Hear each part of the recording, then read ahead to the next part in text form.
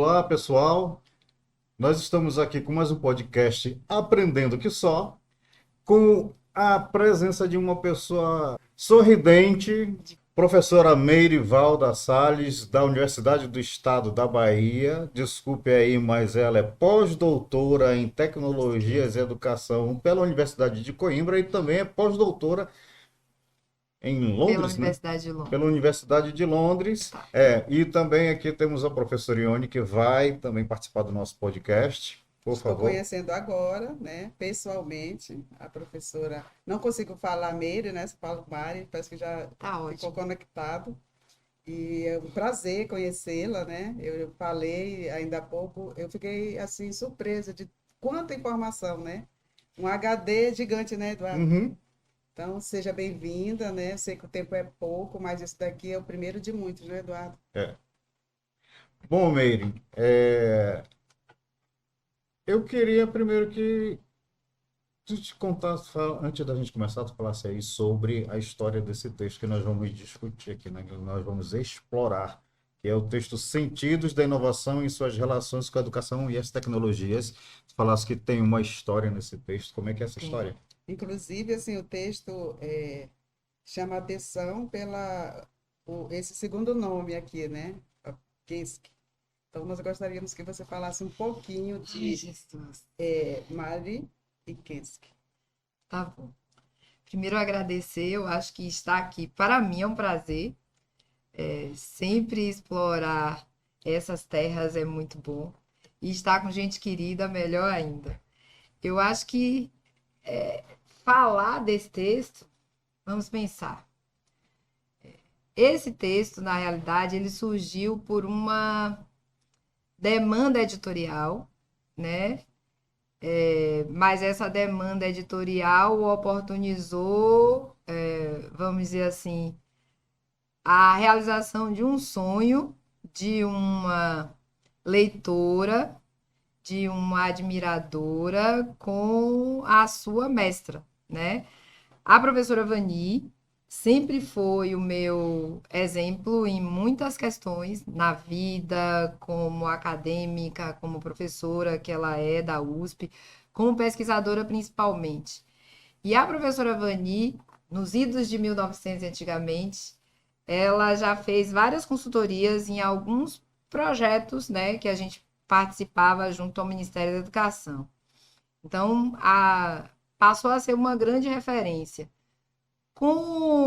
Em 2014, com a formalização de uma pesquisa grande do meu grupo de pesquisa sobre tecnologias, inovação e práticas pedagógicas nas ambiências das escolas básicas de modo geral, a professora Vani inseriu o meu grupo de pesquisa, o Fortec, no rol dos grandes grupos de pesquisa no Brasil que trabalhavam com tecnologia e inovação. E aí a gente ficou com aquilo, né, de você participar de, inclusive, de eventos grandes internacionais com esse rol da pesquisa.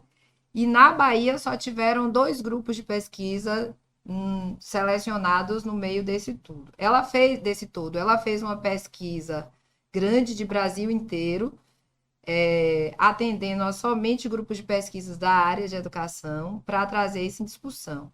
Partindo disso, a professora Vani se aproximou demais da gente e acabamos nos tornando amigas mesmo, né? Vitor, o marido dela, também trabalha com educação à distância, tecnologia, porque ele é da área de computação. Então, a gente acabou se aproximando muito e integrando alguns projetos. Nessa de integrar alguns projetos, descobrimos algumas coisas em comum, né? Inclusive amizades. A professora Vani é uma fiel visitante de Salvador, né? Principalmente para as férias, e fora do Brasil a gente tem amigos em comuns. Então, a gente acabou encaminhando uma pesquisa em 2018.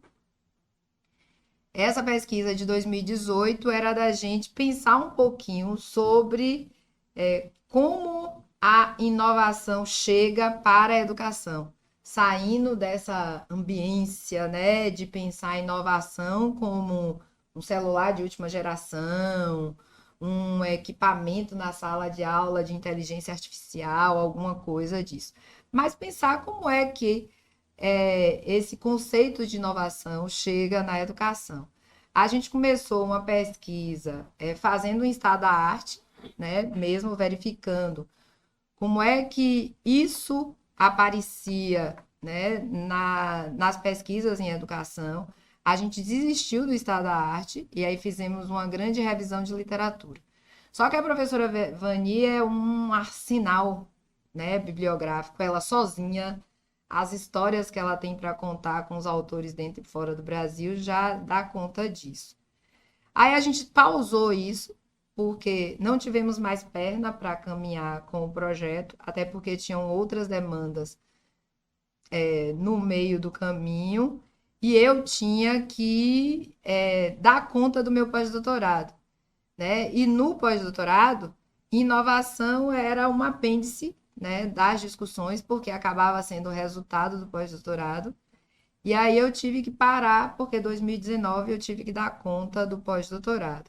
Quando a gente projetou no final de 2019 para o retorno, até porque a gente tinha um periódico para poder terminar a organização, chegou a pandemia e foi aquela confusão. Aí o que fizemos? Resgatamos a nossa pesquisa, né, da revisão sistemática de literatura que estávamos fazendo, tiramos algumas coisas, né, e paramos assim, não dá para fazer desta forma.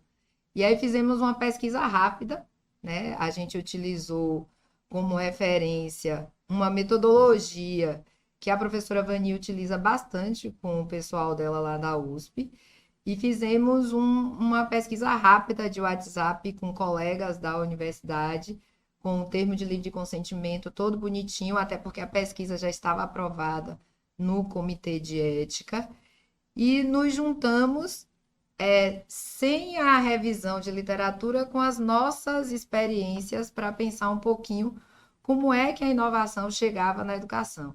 E aí a gente chegou à grata satisfação que são os sentidos, né, que são apresentados nessa relação na educação, e não conceitos, né, conceitos, vamos dizer assim, Rígidos. muito limpos, né, muito fechados, e que esses sentidos dados, eles acabam extrapolando a percepção teórica que muitos autores apresentam, né? Então, a ideia foi bem essa, e foi o que acabou subsidiando, inclusive, a forma como organizamos os textos no periódico completo publicado com os autores que foram selecionados para ele.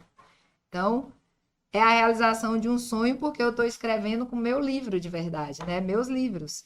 E não é todo mundo que tem o grande prazer de coordenar uma escrita com seu livro, né? E a grata satisfação de você, de certa forma, capitanear esse trabalho e, assim, ter a professora Vani como parceira de escrita é uma aprendizagem a cada encontro, a cada linha acrescida, a cada questão que você coloca e que ela descobre coisas que você está apontando ali e que você nem pensava que você estava pensando aquilo, mas que ela literalmente lhe coloca naquele lugar de uma pessoa que tem condições de produzir conhecimento e ciência na academia. Então, foi bem desafiador, porque assim, ver a professora Vani tirar uma experiência da Inglaterra, da Índia, da China, e a gente aportar isso como uma referência para pensar a tecnologia no nosso mundo, e aí a gente pensar na América Latina,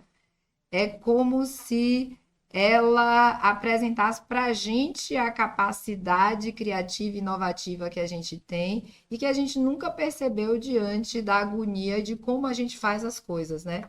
Então, o que eu estava conversando antes, que parece que somos muito pequenos frente à grande Europa, frente à parte norte do nosso continente, é justamente porque a gente se vê pequeno na falta de estrutura. Mas a falta de estrutura faz com que a gente seja muito grande porque a gente não deixa de fazer. E é nesse sentido que a gente apresenta a discussão de inovação, de fato. Mari, a gente tem, dentro dos nossos formulários de projeto de extensão, sempre tem uma questão lá perguntando, quando você vai submeter, se esse projeto ele é um projeto inovador, né? Então, muitas vezes, discutindo entre os colegas, a gente percebe que existe uma dificuldade desse colega compreender se o seu processo, né, sua proposta de projeto que ele quer submeter à Pró-Reitoria de Extensão é ou não é inovação. Então, essa palavra inovação, se ela estiver, digamos, apartada da tecnologia, parece que esvazia um pouco a mente do sujeito, né? Parece que se não, a ideia de que se não tem uma tecnologia, digamos, uma tecnologia mais contemporânea, digamos assim, a pessoa ela se perde um pouco. Será? O que que tu acha? Meu projeto é inovador, não é inovador? Eu coloco aqui inovação? Não coloco? Então tem essa questão. Eu queria que você falasse um pouquinho para a gente sobre o termo inovação, um pouco fora da tecnologia nesse contexto da contemporaneidade. Falando assim de inovação, digamos, eu não sei se a pesquisa de vocês chegou nesse estágio de trazer a palavra inovação, né, caminhar no sentido histórico ou não. Um pouquinho. Inclusive tem no texto também isso.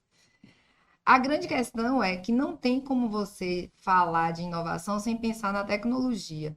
O grande dificultador aí é você pensar em tecnologia e não você reduzir o pensamento à tecnologia que você tem hoje, à compreensão de tecnologia que a gente tem hoje. A compreensão de tecnologia que a gente tem hoje está no alcance das mãos, tá?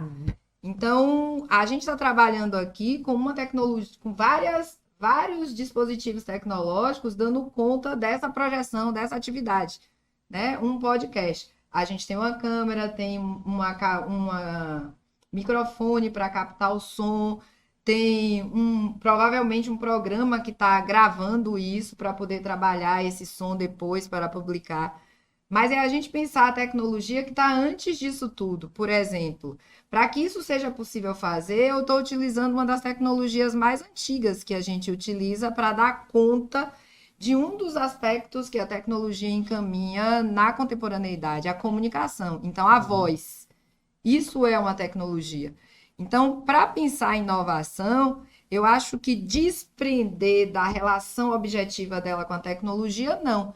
Mas pensar em inovação, você tem que se desprender dessa concepção reduzida de tecnologia. Então, a gente pode pensar, a exemplo, o termo inovação, ele na TI, ele não conduz você objetivamente a gerar aparatos, dispositivos, recursos técnicos novos, não.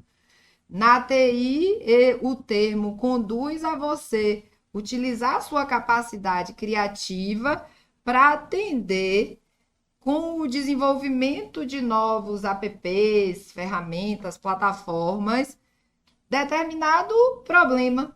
Então, você desenvolve algo que vai dar conta daquilo. Então, você está vendo que a tecnologia é resultado de um processo, né? Ela aí chega como esse resultado.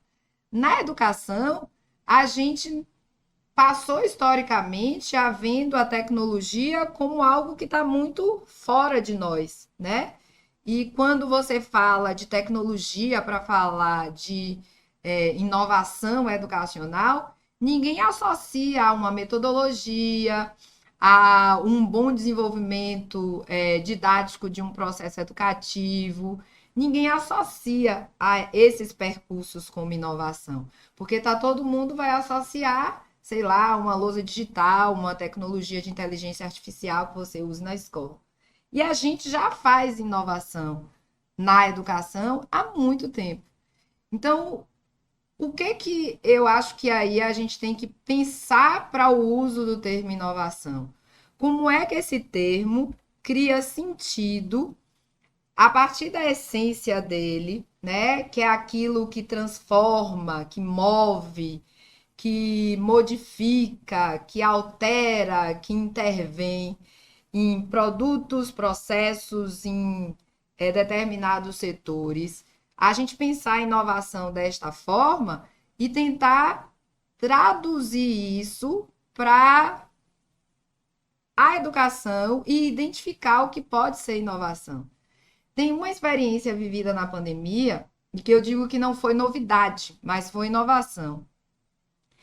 Tem um bairro em Salvador chamado Bairro da Paz, né? Que antigamente o bairro chamava Malvinas, né? Se reportando justamente à Guerra das Malvinas.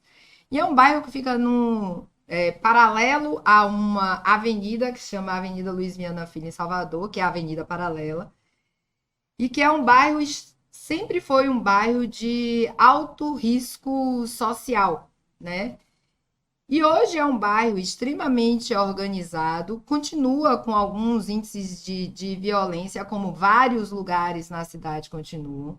Só que dentro do bairro você tem uma escola do estado, uma escola municipal regular, um CEMEI, que é um centro de educação infantil, e uma escola comunitária. Na pandemia, o pessoal da escola comunitária trabalha com crianças até 6 anos, né? Que dali os que não conseguem vaga no CEMEI, acabam indo para lá. E o município de Salvador dá uma ajuda de custo para as professoras e eles vivem basicamente de doação da comunidade. Eu trabalho com essa escola tem uns 5 anos, mais ou menos, e durante o mês de maio, no mesmo ano de 2020, as professoras ligaram e falaram: Pro, a gente queria a sua ajuda para a gente fazer alguma coisa para os meninos não ficarem na rua. Aí eu perguntei: na rua? Não está em quarentena? Mas não tem condições, Pro. Os lugares que moram, não tem como eles ficarem dentro de casa, né? E os pais, mesmo em pandemia, têm que sair para ganhar o ganha-pão e eles acabam ficando em uma situação de risco muito maior, porque são assediados, né, os marginais da rua e tal. Falei, tá, mas eu não tenho solução a dar, não. Não sei o que fazer. Se você não sabe, quem vai saber? Eu falei, então vamos pensar juntas. Então, fizemos uma ligação em grupo de WhatsApp, eu e as 4 professoras que encaminharam, e a gente foi levantando possibilidades. Dessas possibilidades, a gente identificou o que teria no bairro que a gente poderia trabalhar sem infringir as normas, né, de proteção sanitária que estavam decretadas em Salvador. O que tinha funcionando? O mercadinho, a padaria, todo lugar onde vendia alimento ainda estava funcionando. Só que estava funcionando também a bendita da Rádio Poste, né? Que é a rádio comunitária. Eu falei, tudo bem. Aí agora a gente tem que descobrir como a gente conversa com quem coordena a rádio comunitária. Aí, no instante, seu José Manuel, que é o dono do mercadinho, da parte de baixo do prédio onde a rádio comunitária funciona em cima, deu para a gente o celular do coordenador, que é o mesmo locutor-chefe, né, da rádio. A gente conversou com ele e fomos conversar, assim, no sentido de convencê-los a nos dar um horário na rádio comunitária. A gente não precisou convencer. Ele nos deu 2 horários durante os 5 dias da semana. Um às 11 horas da manhã, porque era o horário que ele tinha menos audiência, né? E o outro às 3 horas da tarde. Sim, o que é que fazer com esse horário se a gente nunca fez um programa de rádio? Falei, pronto, entramos em outro problema.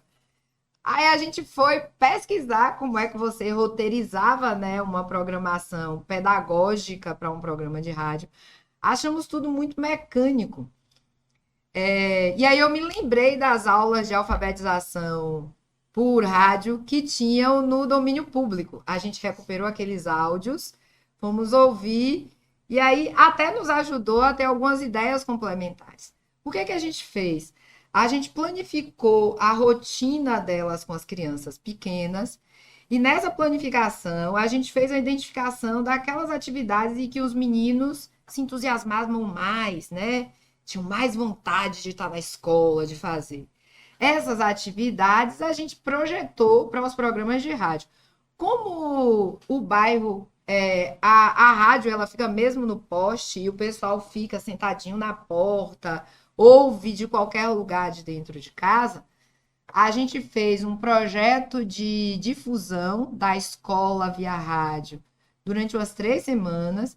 Passamos mensagem de WhatsApp para todos os pais, né, falando que ia encaminhar atividades para os meninos. O problema agora é como fazer o encaminhamento dessas atividades. Roteirizamos, bonitinho. Tinha dia da semana que eram contos infantis, né?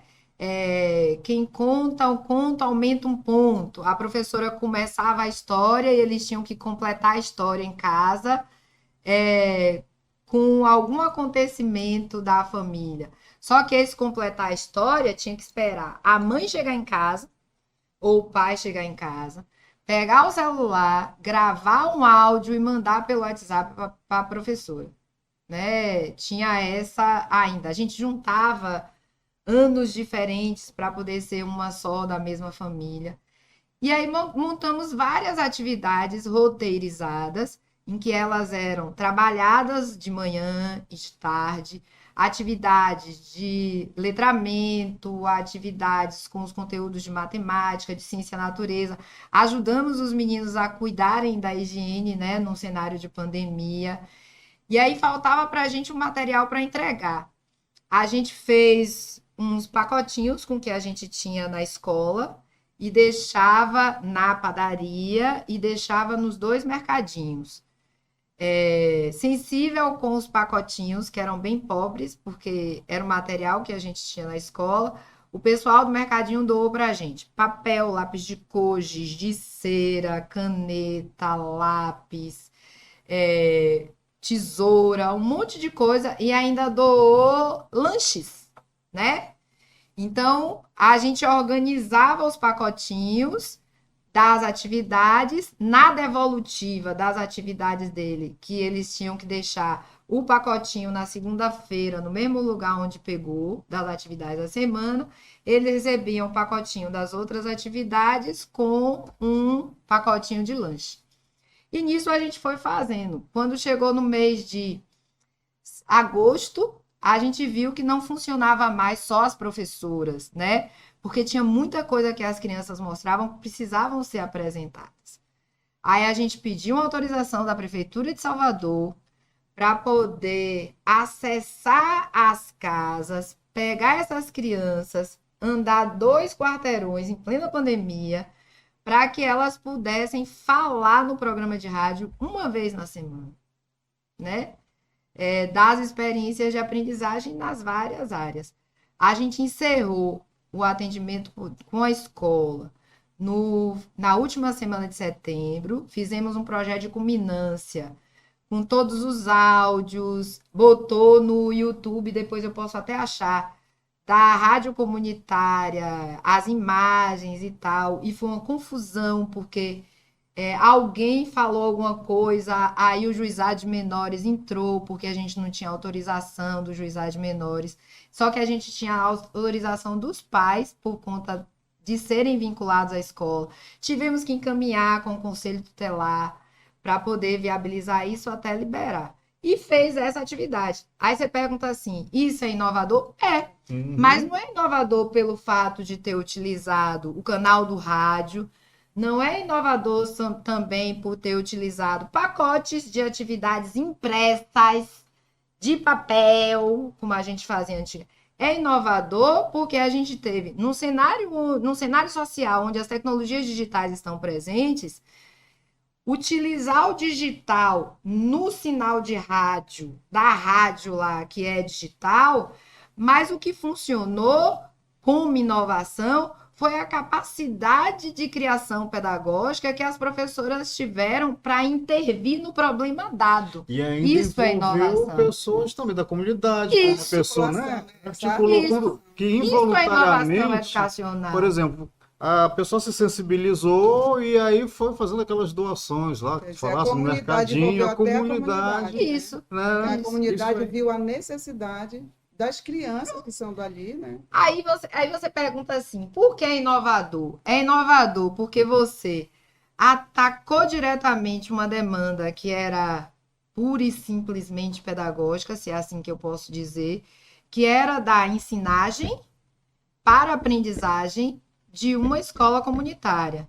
Mas, ao atender esta demanda, que era um problema instalado, foi mais inovador que uma ação articulada fez com que você gerasse um fluxo de comunicação tão grande que, a exemplo, você não via essas crianças durante a semana na rua.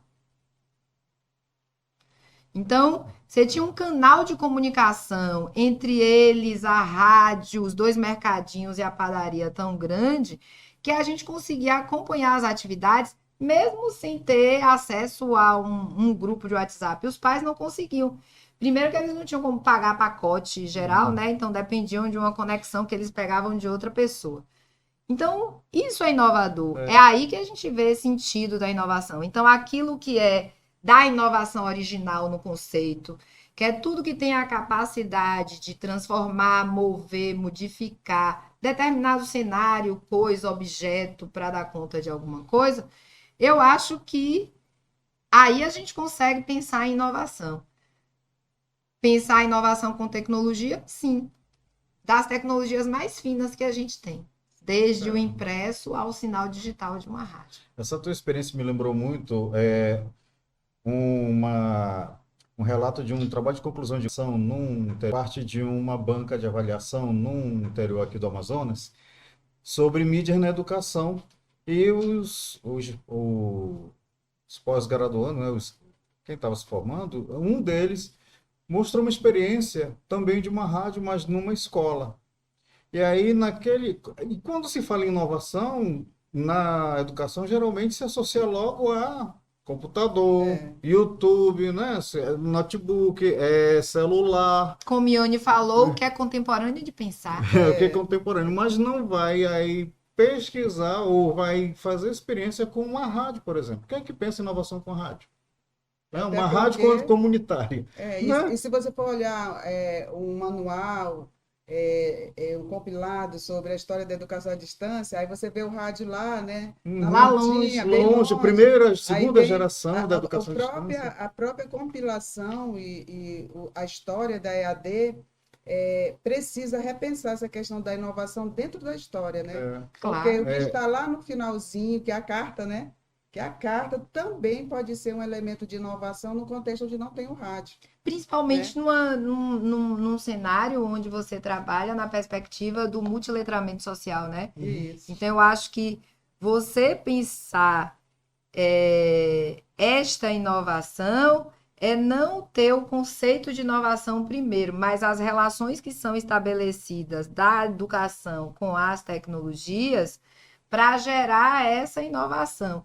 Então, uma experiência pode ser bem desenvolvida em um lugar, pode não ser em outro, porque talvez isso não seja o que é demandado no outro lugar. Mas todas as vezes que você faz essa relação, educação e tecnologia, e dela gera sentido, né, para uma mudança de perspectiva no mínimo, a condição de inovação é posta. Então, o conceito de inovação, ele vem muito nesse embate direto do sentido que é dado nas nossas práticas cotidianas. Em determinado contexto. Claro, e você só pode pensar o conceito de inovação se você literalmente tem como foco objetivo um ponto sequer de mudança, de transformação, de intervenção, de geração de resultado, aí de potencialização. Aí você pode pensar em inovação. A gente tem uma amiga da Universidade do Minho, em Braga, em Portugal, a professora... Esqueci o sobrenome dela agora. Que eu acho que a gente até utilizou um texto dela nesse livro. Que ela apresenta para a gente, junto com a professora Isabel Sabino, da Universidade Estadual do Ceará, algumas questões para a gente pensar, para pensar em inovação. A compreensão do que a gente chama de mudança, e a gente pensar a mudança na perspectiva didático-pedagógica, e na mudança como algo que altera o movimento corriqueiro, né, de uma sociedade, né, como mudança, aquilo que interfere lá. De transformação, que aí é gerar o novo. E aí, para gerar o novo, esse copo tá vazio. Se eu botar água no copo, ele deixa de ser o copo original, que estava vazio. E eu coloquei água, ele já é um copo com água. Então eu gerei um novo, que não é mais o copo vazio, é o copo com água. A grande questão é se esse novo, para uma compreensão reduzida de inovação e tecnologia, não for visto como algo de ponta para determinados cenários, ele não é inovação. Mas ele pode ser inovação, a exemplo, se esse processo aqui for um processo que para uma comunidade X é algo que está chegando e está sendo aprendido, adaptado, né, para aquele contexto. Então, inovação depende muito de como você traga essa chegada da transformação, da mudança, para que isso interfira no movimento cultural, no movimento de gerar tradição, no movimento de mudar atitudes, no movimento de um pensar diferente sobre aquilo. Então, a inovação é muito nesse sentido. Se você conseguir compreender a mudança e a transformação, você consegue compreender o que é de criação e de criatividade que é gerado nesse trabalho, em processo, para gerar inovação. Então, de um copo vazio para um copo com água, isso pode ser um processo de inovação. O que vai contar não é o resultado aqui, mas o que foi feito do copo vazio para esse copo com água. Entendeu? Então, é bem nesse sentido. Meire, tu acha que as formas, as didáticas que são repetidas de educação à distância, de uso das tecnologias na educação, de uma forma sempre a se reproduzir, chegando em um determinado local com esse mesmo molde de ensino à distância, vamos usar esse exemplo. Esse modelo de usar computadores, usar o laboratório, usar um polo de apoio presencial em um local que não, as pessoas não têm acesso. Aquilo é uma inovação? Não, é você andar igual caranguejo para trás. O que é inovador? Se vamos pegar meu tempo de pró-formação, a gente tinha sinal de rádio e muitas escolas das zonas urbanas usavam as antenas de rádio da zona rural, né? Porque o MEC tinha uma proposta que primeiro chegava na zona rural para depois chegar na zona urbana. Então, era sinal de rádio. Não adiantava ter o sinal de rádio se você não tem energia para ligar a máquina. Entendeu? Você usa lamparina, candeeiro, seja lá o nome que queiram dar. Então, inovação é você juntar tudo que a gente tem hoje como tecnologia para comunicar, para informar, para produzir, para difundir conhecimento. Analisar a realidade de um contexto tal e fazer as melhores escolhas para dar conta daquelas necessidades. Isso é inovação. Você quer ver E com o que se tem, né? com o que se tem. Hoje, se você vai levar... A gente ainda tem no Brasil hoje lugares que se você chegar lá com um laptop de primeira geração, as pessoas até sabem usar. Porque é muito falso você afirmar de quem está nesses recolhidos cantos do país não tem acesso ao que está do lado de cá. Isso é bem falso. Elas sabem usar, elas não têm estrutura para usar. Você vai ter que levar o computador, você vai ter que levar um gerador para gerar energia, e você vai ter que dar condição a esse sujeito também de ter sinal de internet, que a depender do lugar e a geografia do país, o sinal não chega. né? Vídeo 5G nas grandes capitais. O sinal não chega. A gente ainda não tem tecnologia da engenharia de telecomunicações que dê conta disso no Brasil. O Brasil é muito diferente, o sinal não chega. Então, o que é mais fácil? Se você pensa isso como uma política educacional, você vai gastar com um gerador, a máquina, o material e dar isso tudo. Você dá isso tudo com outros recursos que você teria usado lá atrás, agora com metodologias mais bem adaptáveis, né, a essa questão da emancipação do sujeito, dessa posição de colaboração, você tem como encaminhar na projeção deste material, né? Hoje você não precisa mais projetar um material impresso como a gente projetava lá em 1997, 1998. Se pegarem os nossos impressos que a gente mesmo escreveu lá e olhar os de hoje, a gente fala, gente, foi eu que fiz isso. Eram chapadões assim, né? Hoje você abre hipertextos, você abre intertextos e você possibilita o acesso a intertextos pelo que você apresenta no próprio material, impresso mesmo.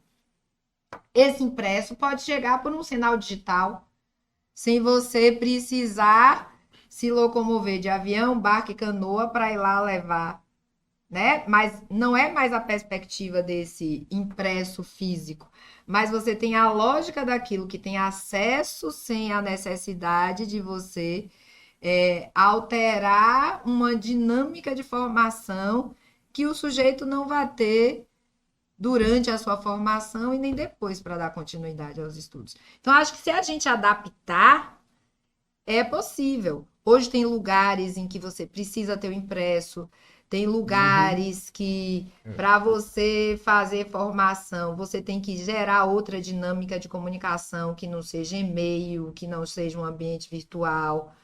Hoje você tem lugares que, para você ter um trabalho com a sistematização de conceitos, gravar uma videoaula não resolve, né? Então, você tem que pensar em estratégias outras em que isso possa ser feito utilizando as tecnologias que usamos eternamente e não esquecer, né, determinadas tecnologias que deram conta de metodologias bem atrasadas.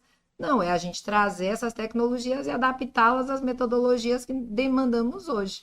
Eu lembro muito que a professora Zena, né, que fundou o SED, Projeto Minerva. do projeto Minerva, a Zena Minerva, né? Eu lembro muito da Zena sempre que ela comentava assim, porque nós temos no interior, você conhece o nosso interior, né, pelo menos parte, e sabe que existe o interior e o interior do interior, e assim vai se repetir na comunidade, outra comunidade. Então, nós temos alunos matriculados na EAD hoje que eles não são alunos do que moram no município. Eles são alunos e são também professores das comunidades. E, às vezes, comunidades indígenas, que ficam assim, porque a comunidade indígena, ela fica assim muito para dentro da mata, da selva, né? Proteção. Então, esses professores têm que acessar esses espaços para poder chegar lá trabalhando como professores da comunidade rural. E esses professores, eles estão matriculados nas licenciaturas da EAD. E aí eu lembro que ela dizia assim, com a preocupação dela no início com o impresso, e aí alguém perguntava, e ela preocupada, olha, esse impresso tem que ficar pronto dia tal, e Eduardo... Porque ele tem que né? chegar lá na Tem que comunidade. chegar lá Era a antes da nossa gente, preocupação. da próxima oferta, tem que ficar pronto. O Eduardo era responsável em fazer o fechamento, né? E aí alguém deu a ideia assim, professora Zena, por que a gente não coloca num CD e manda para eles? Ela disse, aquela comunidade, a tecnologia de potência lá é o impresso. Lá, a potência de lá está no impresso. E E você nós- pode ter outra que o CD resolva. Nós explicávamos isso para os professores, porque na produção dos impressos nós recebemos os textos dos professores que redigiam os cadernos para os conteudistas, né, para as disciplinas dos cursos. Quando nós íamos ler, por exemplo, textos para alunos do primeiro módulo, que nunca tinham ouvido falar alguns termos da área, né? Não tinha um glossário. Não tinha um glossário, nós chegávamos com Não tinha jeitinho uma com o janelinha. professor e falava, professor, seu texto tá assim, assim, tá certo, tá bom, seu conteúdo tá bom. Mas a sua linguagem, para quem está no interior do interior, que não tem um computador para ir lá ver o que significa tal palavra, Se ele você não fala vai entender. modernidade, Hum. abre uma janelinha. Aí nós tínhamos todo um cuidado de falar para o professor para redigir o texto de uma forma mais didática e não rebuscada, como estava. Era uma preocupação muito é, cuidadosa com essa forma, porque realmente lá onde um aluno não tem uma biblioteca, né, O para. intertexto tem que ajudar você a acessar a É, biblioteca naquele impresso. pois é. E aí ele não tinha acesso não tinha como acessar a internet, e por isso que sempre a preocupação maior era essa, com o material didático impresso. E aí era isso que a professora Zena assim, primava, porque era esse material aqui que não tinha problema de falta de sinal, né? Não tinha problema de ter um gerador para ligar um computador, porque era o meio que ele tinha de acesso ao conteúdo, né? Eu acho que é nessa perspectiva que a inovação ela tem que estabelecer as relações diretas com o que a gente acredita de educação. E aí, quando eu digo a gente, porque tem que ser nessa direção mesmo. E com as tecnologias que estão disponíveis. E não ao contrário. Você não gera uma proposta inovadora na educação. É a educação que, em parceria com o que ela tem de tecnologia disponível para ela se desenvolver, é que vai gerar inovação. Então, esse pensar a inovação, da inovação para a educação com as tecnologias, leva a gente a pensar inovação como inteligência artificial. Uhum. Agora, pensar a educação, a relação dela com as tecnologias para dar conta de determinada demanda, isso faz com que a inovação apareça e seja contextualizada teoricamente e até epistemologicamente de um modo em que a gente acaba dando sentido ao que a TI chama de inovação, a que o pessoal da comunicação chama de inovação, a que a galera da engenharia chama de inovação. Só que agora num cenário outro próprio, né? É como se você moldasse o termo, né, para caber naquilo que a educação encaminha. Você quer ver uma coisa muito importante? Quando começaram a usar o Moodle como ambiente virtual no Brasil, grandes centros universitários começaram a estudar o Moodle naquela versão 1.3, a mais problemática que existe na face da Terra. E estudando naquela versão, a gente descobriu que tinha umas possibilidades de alteração no uso de algumas ferramentas que o Moodle disponibilizava, como questionário, como o próprio chat, com o mapeamento das respostas, como o Wiki, que dava problema pra caramba, se você tivesse mais gente trabalhando, ele travava e não fazia o registro, que era somente uma trava de programação dentro do Moodle, porque quando se pensou o Moodle e como software livre, o Moodle veio como um ambiente de testagem mesmo. Só que eu acho que eles nunca pararam para pensar que você ia ter tanta gente no planeta com disposição para pensar em inovação. E tinha todo um ambiente para dar conta disso. Então, o Moodle foi se desenvolvendo rapidamente porque não se criou amarras para você trabalhar dentro do Moodle, né? Então, a gente ia trabalhando e descobrindo os problemas, apresentando os problemas na comunidade, desenrolando os problemas juntos. E hoje a gente tem um ambiente virtual de aprendizagem que não é um dos melhores, até porque ele não tem alimentação econômica para dar conta disso.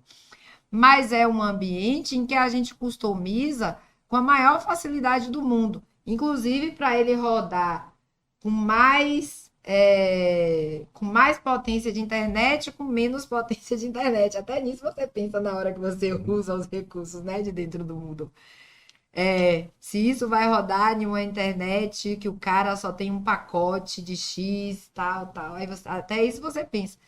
Então, é isso que é inovação aí, não vai ser o Moodle lá como ambiente, mas vai ser a inteligência do sujeito que fez a escolha certa dos recursos, que possibilitou que aquele ambiente virtual, né, com tudo que tem lá, pudesse ser acessado por quem tem um pacote básico de internet. E não somente uma pessoa que tem um pacote grandão de internet, entendeu? Eu vejo assim que a inovação ela é como se fosse uma ferramenta que ela serve para qualquer contexto, uma ferramenta que qualquer contexto você pode utilizar para transformar, né? Claro, claro. Eu estou aqui, assim, formigando para retomar o exemplo da rádio sobre aquele exemplo que eu falei do do professor que participou do curso de pós-graduação em mídia na educação, a experiência que ele teve, que a escola que ele trabalhava estava com uma evasão de alunos, era do ensino, eu acho que era do ensino fundamental 2, não lembro, faz alguns anos. E ele resolveu fazer um programa de rádio dentro da escola para ver se estimulava a volta dos alunos que tinham evadidos.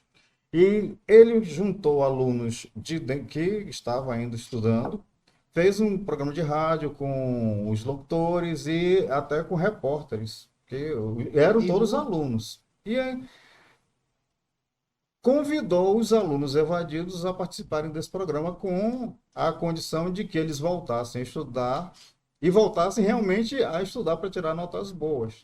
Ele começou a ter experiências, os alunos vieram, participavam do programa e na hora do recreio, se não me engano, ele instalou caixinhas de som na escola e passava o programa de rádio dele gravado com os alunos, feito por esses alunos. E os alunos começavam a voltar e se estimular, porque se ouviam e ficavam famosos lá e se estimulavam e voltaram para a escola com essa condição. Que Eu achei inovação, legal. né? Que Aí, inovação. inovação. Aí eu fiquei pensando, quando ele estava fazendo essa apresentação, eu disse, olha só, não foi internet, não foi celular, não foi, naquela época ainda não tinha TikTok, Kawaii, ainda era, já tinha o YouTube, mas não era, não era nada com essas novas tecnologias, que algumas não são mais novas, né?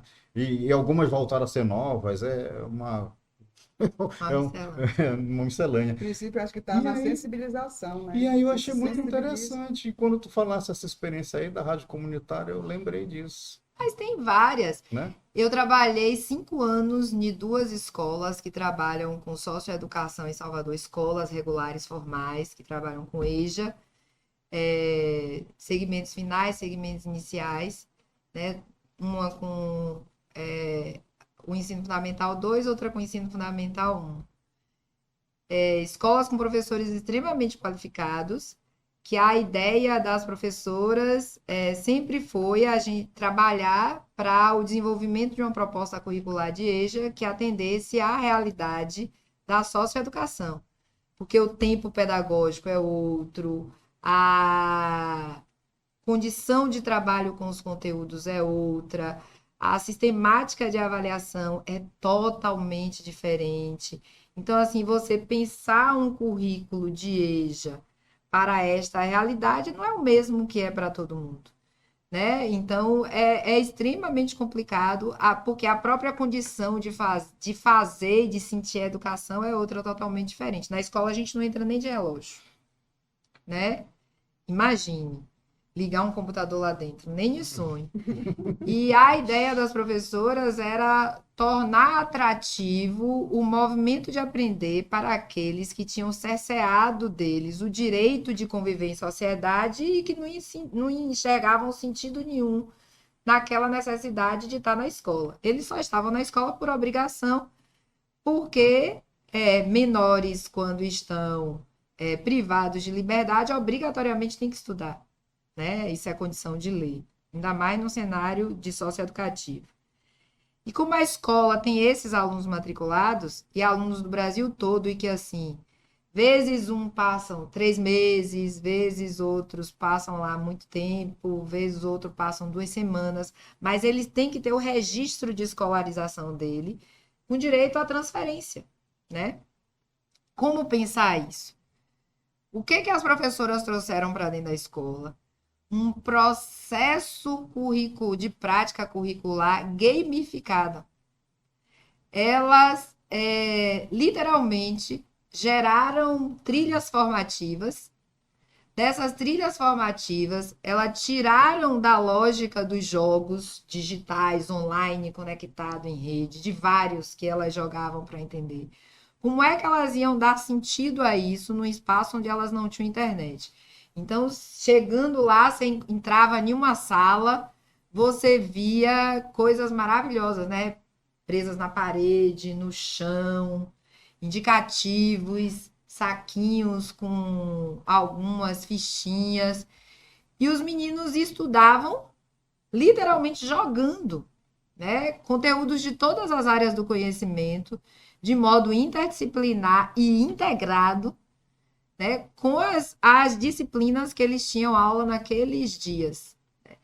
Isso se conseguiu fazer durante um ano todo para validar a proposta inicial do currículo, onde tirou a ideia, né, de temas geradores para trabalhar os conteúdos específicos, né, porque até enganaram um pouco o que Paulo Freire chamava de temas geradores, e elas trabalharam com desafios formativos. Esses desafios formativos tinham temáticas das mais diversas possíveis, gerando cidadania, solidariedade, respeito e tal. E dentro disso eram encaixados os conteúdos em que cada sala de aula da escola tinha uma trilha que durava cerca de um mês e uma semana. E aí elas trabalhavam tudo de novo para poder fazer a sequência das trilhas. E o pessoal fazia, inclusive com produção escrita, né, com produção cognitiva, oral, de fato, porque eles tinham que pensar rápido, porque o tempo também era importante para dar conta de determinada tarefa.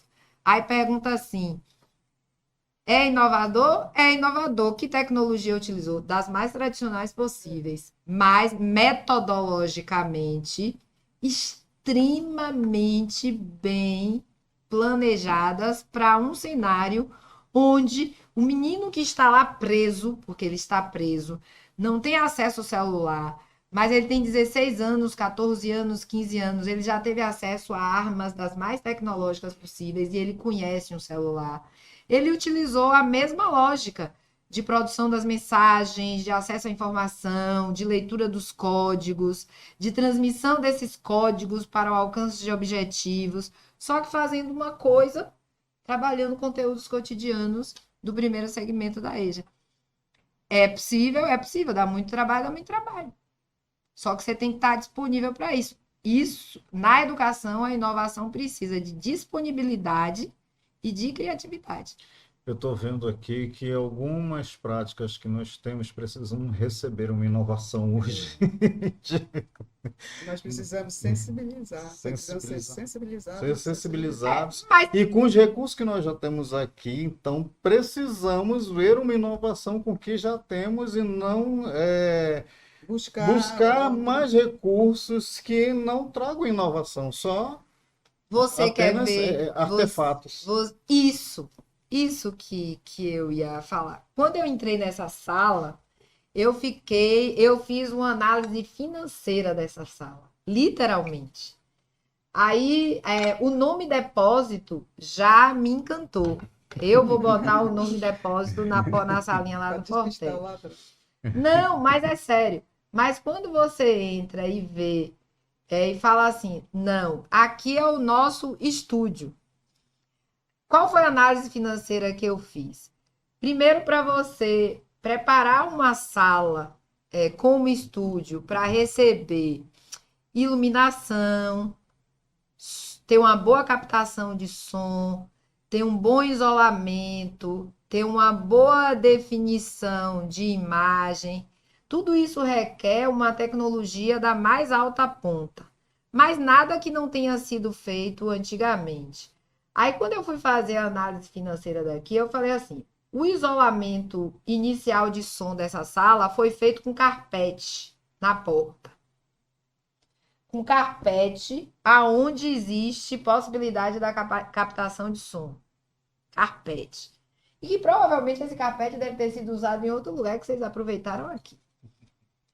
Aí, quando você vê esse isolamento, para você trabalhar com um bom plano de captação de imagens, está sendo utilizado o tecido comum que a gente compra ali na esquina, em qualquer loja de tecido, desse que usa para festa. Só o cuidado com relação às cores. Para ter a possibilidade da não intervenção, da luminosidade nesta captação, cortinas, né? E um tecido normal que se usa para fazer calça de estudantes, né? Que parece tergal isso. Não sei, eu não entendo muito de tecido. E aí você levanta os custos. Quanto você gastaria para fazer dos equipamentos? Tem um equipamento bom de câmeras, a marca é boa, né? Mas também precisava de gente que soubesse utilizar o equipamento. Já economiza que tem um profissional que vale por 6. Tá?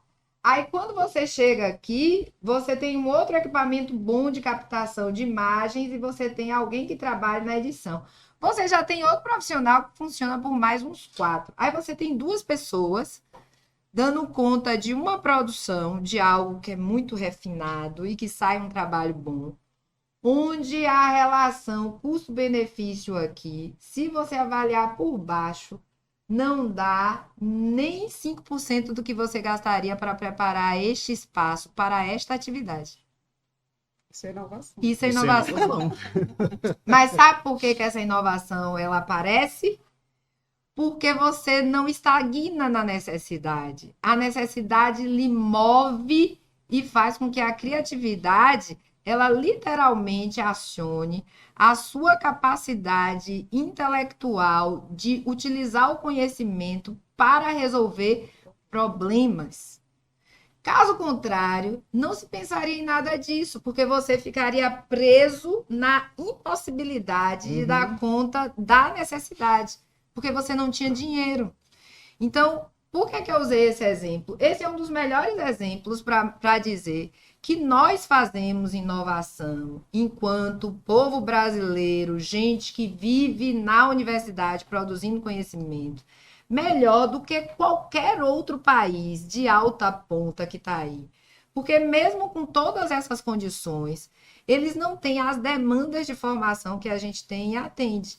Então, a gente tem um celeiro enorme de problemas que dão a gente capacidade de sermos muito bons na produção de processos inovadores na educação. Eu penso de que modo a geral. inovação ela surge mais no ambiente de necessidade, né? Sempre, Porque sempre. você Caso tem contrário, ela é necessidade. comercial. é, Caso contrário, ela é comercial. Aí voltam aqueles ditados, né? Que como a gente traz tecnologia para a escola, você quer vender o fígado, o rim da professora. Não. A gente só quer atender e estreitar algumas possibilidades de comunicação do conhecimento escolar e o que é demandado de produzir na comunidade aí fora, de uma modo geral, com uma aplicação crítica, reflexiva adequada. Que o sujeito compreenda minimamente que se ele for aprender, por exemplo, um conteúdo de matemática, ele vai aplicar em algum momento da vida dele aquilo ali. E ele não precisa esperar chegar aquele momento da vida dele para aplicar. A gente gera essas aplicações assim, metodologicamente, com as tecnologias que a gente tem disponível. Eu sempre acredito nesse potencial. Eu não conheço, não tenho domínio do conhecimento das outras áreas, mas eu não tenho medo de pedir ajuda. Então, toda vez que me falta acesso a alguma coisa para dar conta de alguma demanda, você chama um universitário que sempre vai lhe ajudar, né? Então, assim, a gente tem estudantes muito bons por aí, e que conhecem muito do que estudam. E isso pode ajudar muito a gente a trazer novidades. É a mesma coisa a história da produção de material didático. A gente produz material didático insuficiente para atender a demanda do outro, e seja qualquer o tipo do material didático, mas é porque a gente não ouve o outro que vai precisar desse material didático. A gente faz com metodologias e designs que são definidos pelaquilo que a gente estuda e acha que é melhor. Mas esse é o nosso grande... É o passo largo que a gente tem que fazer, tem que dar a mais. Se você vai produzir material para o pessoal da comunidade, vai ter que fazer igual a Eduardo no curso de jornalismo, vai ter que ir lá antes. Uhum. Conhecer a realidade. Isso é verdade. Aí, indo lá antes, quando você voltar para fazer a projeção, você faz uma projeção mais próxima de atender a necessidade. Aí, com certeza, a gente faz uma prática pedagógica inovadora. Era isso que eu ia te perguntar. Será que existe assim uma mentalidade das instâncias superiores, governamentais ligadas à educação que estão fazendo o sentido inverso da inovação, em vez de ir lá antes? Quem souber disso, morre. Quem souber disso, morre. Porque a impressão que eu vejo, principalmente em editais, em relação à inovação na educação, parece que já é direcionado para alguma coisa tecnológica. Vamos pegar o exemplo que usamos hoje, o edital do IFMaker, Uhum. né? A metodologia Maker, ela é maravilhosa quando você tem estrutura, tecnologia, pessoal, conhecimento para dar conta daquilo. Mas o conhecimento maker, ele é maravilhoso para qualquer pessoa. Mas primeiro você tem que transduzir esse conhecimento, literalmente tornar ele acessível para o leigo, lelível, né? Depois a gente explica a história do lelível. Esse conhecimento, e aí qualquer pessoa consegue entender a lógica maker, né? Uhum. E entendendo a lógica maker, faz igual a gamificação. Você aplica em qualquer cenário a partir da ideia. O problema dos editais é que eles não estão tão preocupados com a formação do sujeito que passa pela aplicação efetiva dos objetivos daquele edital, porque eles querem um resultado. Uhum. E esse resultado em estatística, esse resultado em produtos. E esse resultado de estatística e produtos interessa muito pouco ao que afetou as pessoas, né? Por isso que eu perguntei.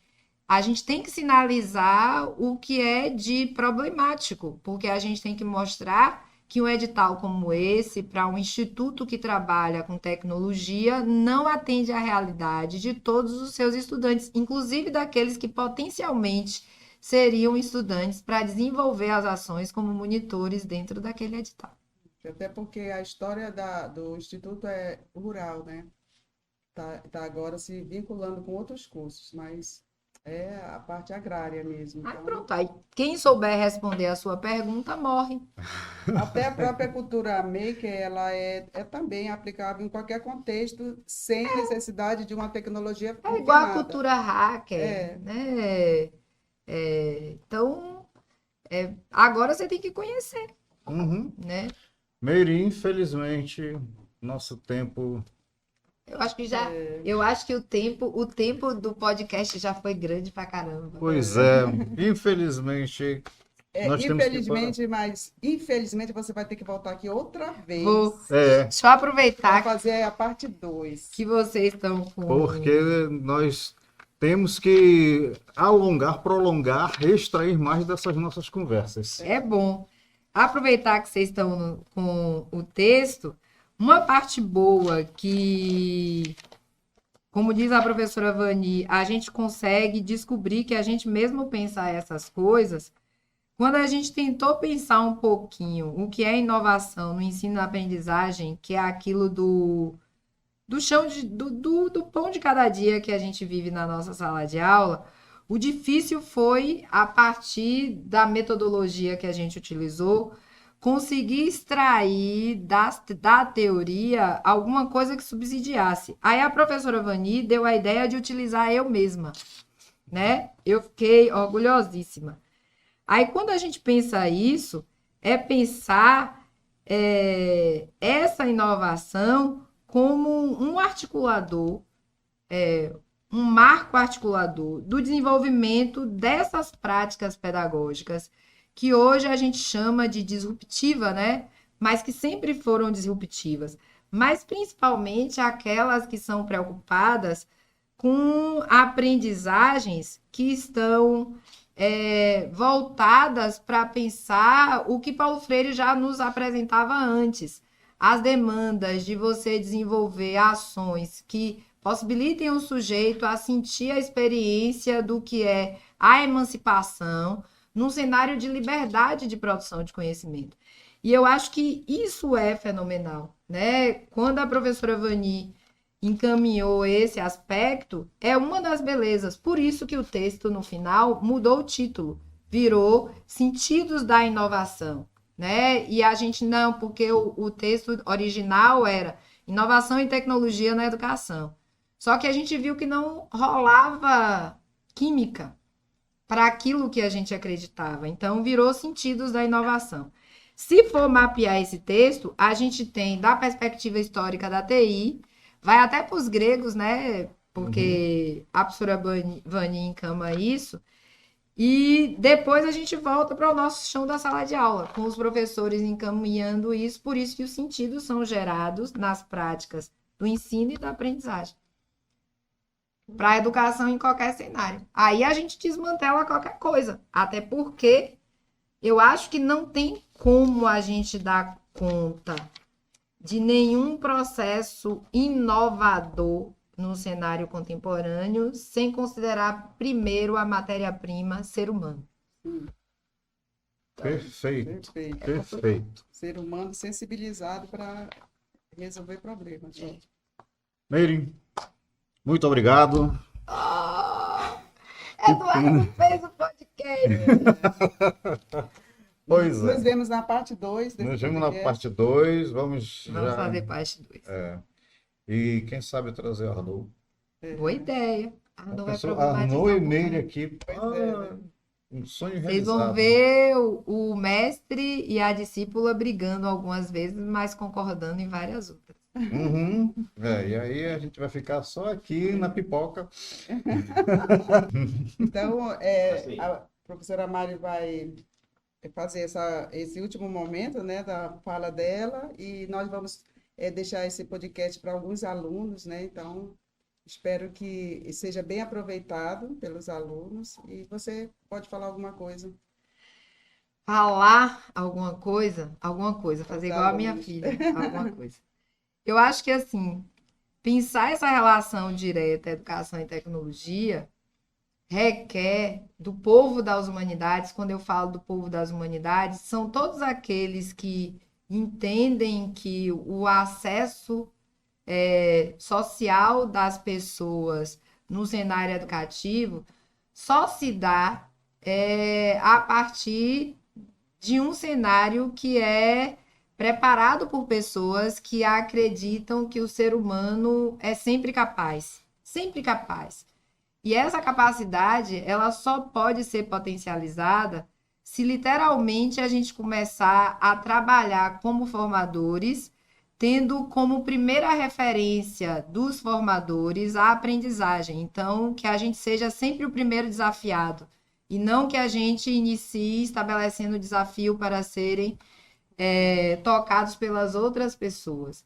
E nesse desafio, o primeiro desafio de qualquer pessoa que pense a relação objetiva de educação e tecnologia no cenário da educação, seja pensando a educação à distância como modalidade de ensino, seja pensando a educação mediada por tecnologias, dentro de todas as perspectivas que se possa trabalhar, mesmo no cenário de emergência sanitária que vivemos da pandemia, mas trazendo as tecnologias como esse potencial desafiador do ser humano, a gente precisa sempre acreditar que tudo é possível, mas que esse possível seja projetado como algo até inalcançável, mas que chega um momento que a gente vai ter que trabalhar com o possível que é possível naquele momento. Se a gente tiver como referência a possibilidade como ponto de chegada, eu acho que o que Paulo Freire encaminhava como uma pedagogia emancipatória, como uma pedagogia da liberdade, como uma pedagogia da libertação, de fato, a gente consiga isso tanto no plano intelectual como no plano material. Mas isso só funciona se a gente tiver o ser humano como a primeira referência. E até de nos aceitar como seres humanos que tem falhas, tem necessidades, que não dá conta de tudo, que precisa de ajuda, e ter isso como o primeiro start para pensar essa relação. Porque as tecnologias, elas surgem na sociedade como um dispositivo de ampliação das capacidades humanas. E os seres humanos são feitos de coisas boas e ruins. Então, basta que a gente potencialize o lado bom disso. Tua fala me lembrou um pouco a questão do sentido do Arnaud a respeito da educação como não ciência. Entendeu? Então, acho que é nesse ponto. É. Por isso que eu acho que é muito importante isso. Eu acho que isso para a formação é fenomenal. Então, felizmente tivemos que encerrar por enquanto, mas esperamos outra visita, não sei quando, da Meire aqui, porque ela vai para o outro lado do país, né? Mas muito obrigado, Meire. Eu tenho certeza que aprendemos que só. Aprendemos que só. Aprendemos que só e ainda temos muito a aprender. E obrigado pela tua participação aqui. Quer falar Amém. alguma coisa? Quero agradecer a oportunidade e eu acho que talvez, né, ano que vem a Mari volte novamente. Tá bom. Virei.